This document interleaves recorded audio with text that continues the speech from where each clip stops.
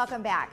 Today in studio with me I have Erin Runyon, who's with the Joyful Child Foundation, and she's here to tell us about the organization, what they're doing to educate the community, as well as an upcoming event that's happening and very exciting for you. Welcome. Yes, thank you so much. Well, I haven't seen you in a while, and so I just wanted to catch up to see kind of where things are and what's going on with your organization now. Well, thank you. Well, the Joyful Child Foundation has been around now for 16 years. We just celebrated our 16th anniversary. It's amazing. And we provide prevention education throughout Orange County and beyond, really. Our goal is to create a national safety education program so that every child is exposed to safety education. But we launched that in Orange County. So our goal is to show that this model for what we call the BRAVE initiative to protect and empower every child. And we're using our community as our model for that. Okay, and let's talk a little bit how the Joyful Child Foundation came about. I mean, we just wanted to give some baseline here. Absolutely. So I started the Joyful Child in 2002 after my daughter Samantha Runyon was abducted and murdered. And so many people will remember it. It was it was all over the news. The media called it the Summer of Abductions because Danielle Van Dam's murder trial had just started in San Diego, and Elizabeth Smart was abducted from her bedroom in Utah 1 month before Samantha was abducted.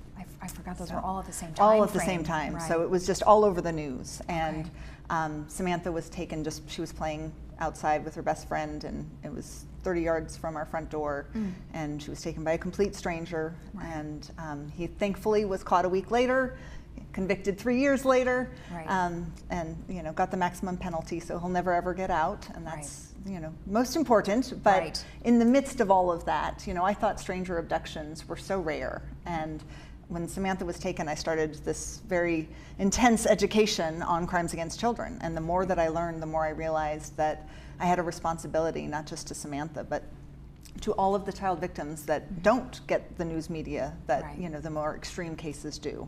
And so that's why we started the Joyful Child, because my goal was to protect children but also protect their joy. That it's not about the scary stuff for kids, it's really about empowering them to safely navigate their world. And there's fun in that, there's joy in that. So when you try to educate, we're talking about young children. Yes. I mean, do you have programs for different age groups? We do. So our primary is the kindergarten through 6th grade, and we have an actual curriculum, and we've trained over 350 Orange County teachers to deliver safety education throughout the school year. Okay. That's our goal. But every school district is different, so navigating that is a very slow process. Yeah, I'm sure. So in the meantime, our real focus is our community partner model. And so we partner with Project Access, Boys and Girls Clubs, homeless shelters, domestic violence shelters, because those are children who are really extra vulnerable to the whole spectrum of violence.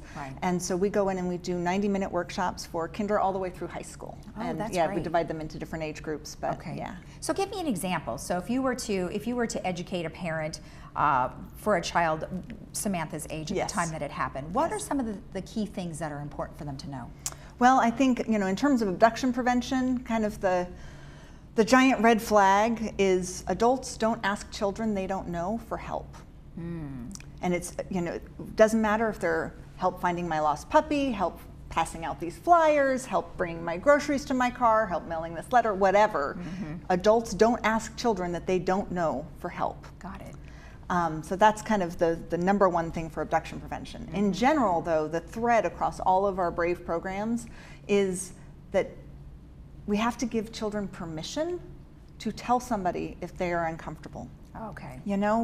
Everybody has that kind of funny feeling in their belly sometimes, and very often we don't listen to it. But children learn how to trust that feeling when their parents acknowledge it.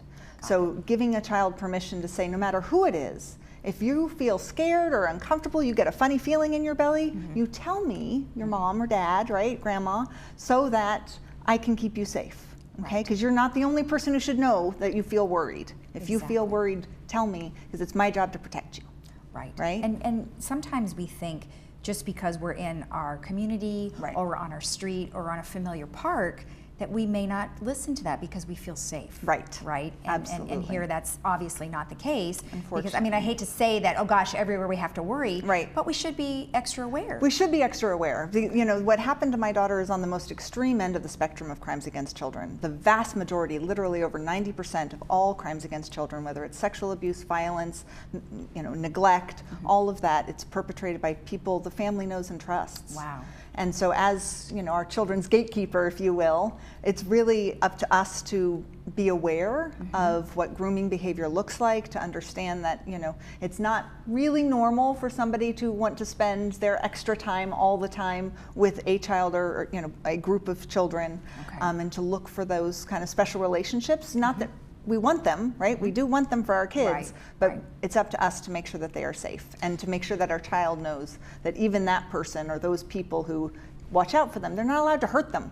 Exactly, Right? exactly. And many of our viewers have grandchildren. Yes. And I'm sure that they're extra careful and cautious. So these are very good tips for Yes. them to be able to remember, even though it's not necessarily a direct parent, Right. it's still a grandparent and they're responsible for them. Absolutely, Right. absolutely. And I think grandparents, my mother lived with us and she was always at home with the kids when we were at work, and you know, my heart goes out to them because I know that it's very hard for grandparents because you are worried all the time and you have, you know, you have to distance yourself a little bit. Right, right. So please share this with your children at home because, Exactly. you know, as young parents, they need to know this information. And Right. nobody wants to think about bad things happening to your child.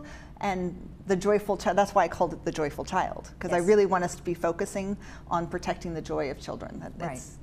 They don't have to know the scary stuff. As adults and parents, it's up to us to hold that. Right. And so you said the initiative is called the Brave? Yes, the Okay. Brave Initiative. The Brave Initiative. And so how are you rolling that out to the rest of the country? Well, we are working on it. So we've been on a 3-year strategic plan, and this coming year we're in the midst of revamping. We're doing a brand refresh, and yeah, we're doing all kinds of things to prepare to launch a new website and a Brave parenting blog so that, you know, for 15 years I've been developing content and going out and doing PTA meetings constantly, and we have a trained ambassador team of volunteers who go out to the community and do our parent education piece, and it's time to share all of that online, utilize technology for good. And Exactly. yes, Exactly. I'm slow to accept it, but Well, I don't know, man. You could reach an awful lot of people with social media Yes, you these sure days, as you can. found out, Yes, right? yes. And then you have a gala that's coming up, which will help with your initiative, I'm sure. Yes. So tell me about the gala. So the Joyful Feast is our annual gala. It's our only annual event, and this year we are having it at the new Fashion Island Hotel in great. Newport Beach. Okay. And it is on Saturday, September 29th. Starts at 5:30, and you can go to thejoyfulchild.org to order tickets. But it is a silent auction gala, fabulous dinner, 3-course meal. It's going to be fantastic. Okay. And I speak, and we have a little bit of entertainment and a live auction. We have the wonderful Zach Crone as our auctioneer, and he's always, it just makes it fun. Yes. Yeah. Yes. And then you had it last year. Was it at the same location or was it someplace else? Last year we did it at the Westin. Oh, okay. Yes. Okay. Yeah, we've been changing it. We used to have it at the same place for years and years, and we're blessed to have a lot of people who have been supporting the organization for a long time. Right. So we wanted to give them a new experience. I think that's great. You know, Yeah. sometimes it's good to mix it up, you know, because Absolutely. people want something new and different and fun and also, you know, obviously raising money for a really good cause. Thank you. Okay, and so if somebody wanted more information about the organization, it's the Joyful... Thejoyfulchild.org. Thejoyfulchild.org. Perfect. Well, thank you so much for the Thank you for information. having me, I Lisa. appreciate you coming on. Thank you. All right. And don't forget that they have the Brave Initiative and also the gala coming up on September 29th. We'll be right back after this.